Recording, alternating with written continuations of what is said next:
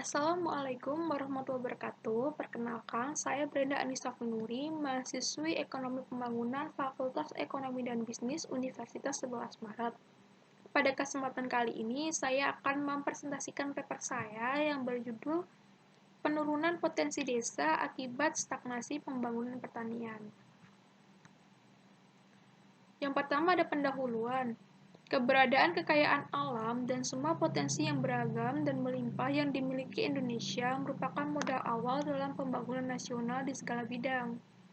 Pembangunan nasional adalah pembangunan dari rakyat, oleh rakyat, dan untuk rakyat yang dilaksanakan di segala aspek pembangunan termasuk juga di bidang pertanian untuk mewujudkan pembangunan pertanian berkelanjutan. Pembangunan hendaknya dibuat sesuai dengan latar belakang masyarakat di suatu negara. Ironinya, banyak permasalahan pembangunan pertanian yang menyebabkan stagnasi pada pembangunan pertanian itu sendiri, kemudian memicu timbulnya penurunan produktivitas pertanian. Kemerosotan pembangunan ini harus segera diatasi agar tidak mempengaruhi pembangunan ekonomi maupun pembangunan nasional. Selanjutnya ada tujuan.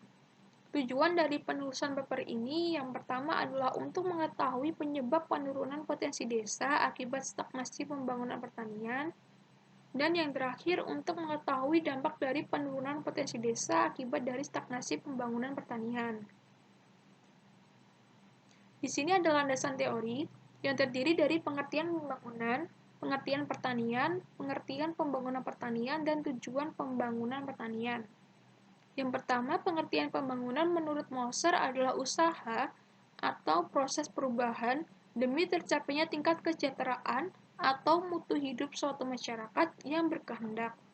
Kemudian, pengertian pertanian menurut Moser adalah proses produksi yang memiliki ciri khas di mana usahanya harus berhubungan dengan tanaman atau hewan.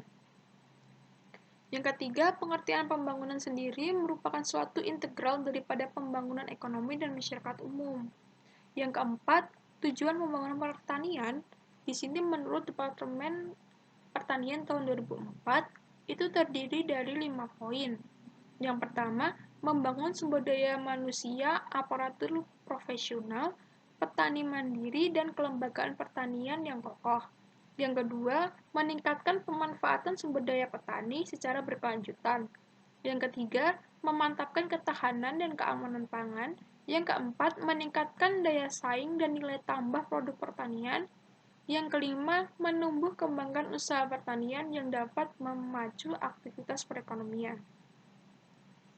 Kemudian dalam pembahasan dan data pendukung terdiri dari penyebab penurunan potensi desa akibat stagnasi pembangunan pertanian, dampak dari stagnasi pembangunan pertanian bagi penurunan potensi desa, dan data pendukungnya berupa penyerapan tenaga kerja sektor pertanian tahun 2004 hingga tahun 2014, perkembangan penyerapan tenaga kerja dan pengangguran terbuka tahun 2004 hingga tahun 2014, dan yang terakhir, pertumbuhan PDB beberapa lapangan usaha triwulan 1 tahun 2020. Dalam pembahasan terdapat 3 grafik. Grafik yang pertama tentang pertumbuhan PDB beberapa lapangan usaha triwulan 1 tahun 2020. Grafik yang kedua tentang sumber pertumbuhan PDB menurut lapangan usaha. Dari grafik pertama dan kedua dapat disimpulkan bahwa struktur PDB Indonesia menurut lapangan usaha tidak memiliki perubahan yang berarti. Perekonomian Indonesia masih didominasi oleh lapangan usaha industri pengolahan sebesar 19,98%, diikuti perdagangan besar dan ecer, kemudian reparasi mobil dan motor sebesar 13,20%, sektor pertanian, kehutanan, dan perikanan sebesar 12,54%, dan yang terakhir konstruksi sebesar 10,70%. Di gambar yang terakhir tentang penyerapan tenaga kerja di sektor pertanian periode 2004 hingga 2014, dapat disimpulkan bahwa terjadi penurunan tingkat tenaga kerja di sektor pertanian dalam arti luas, yaitu sebesar 34,51% pada tahun 2004 menjadi 24,28% tahun 2014. Hal ini membuktikan bahwa peran sektor pertanian dalam penyerapan tenaga kerja cenderung menurun. Jumlah penduduk dan angkatan kerja di pedesaan terus bertambah, sementara lapangan usaha tidak berkembang. Hal ini mengakibatkan banyak tenaga kerja muda yang lari ke kota. Inilah yang kemudian membuat desa kehilangan sumber daya manusia yang potensial. Selanjutnya ada dampak stagnasi pembangunan pertanian bagi penurunan potensi desa. Akibat dari stagnasi pembangunan pertanian, banyak potensi desa yang tidak tergali secara optimal. Urbanisasi membuat desa kehilangan potensi SDM, sehingga potensi desa tidak dioptimalkan dapat berpengaruh pada aktivitas ekonomi di pedesaan. Inilah yang menyebabkan desa tidak berkembang, sehingga aktivitas perekonomian terhenti. Adanya stagnasi pembangunan pertanian akan berdampak pada kesenjangan antara sektor pertanian dan sektor non-pertanian.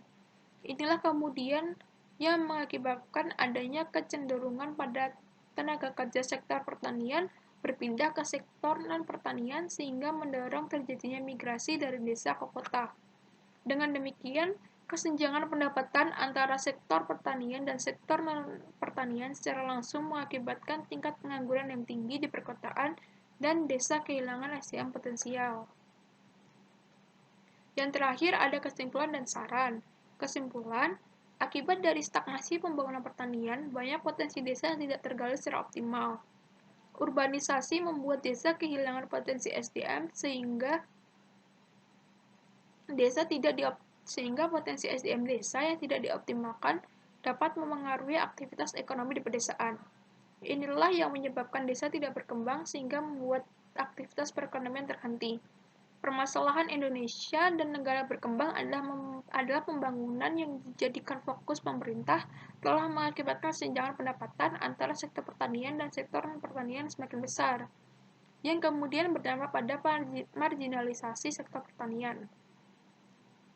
Di sisi lain, pembangunan yang dicanangkan pemerintah semakin mempersempit area pertanian di Indonesia, sehingga muncul dua hal pokok, yaitu tidak adanya penguatan pada kualitas dan kuantitas produksi, dan semakin sempitnya area pertanian. Sarannya, strategi implikasi pembangunan pertanian agar tidak terjadi stagnasi dapat dilakukan dengan cara reorientasi pembangunan dari pembangunan ekonomi konvensional ke arah pembangunan ekonomi secara berkelanjutan. Kemudian, memposisikan sektor pertanian sebagai sektor andalan dalam pembangunan nasional, mewujudkan kemandirian pangan secara berkelanjutan, mengurangi jumlah petani miskin, dan membangun partisipasi petani. Demikian presentasi yang dapat saya sampaikan. Apabila banyak kurangnya saya mohon maaf. Terima kasih. Wassalamualaikum warahmatullahi wabarakatuh.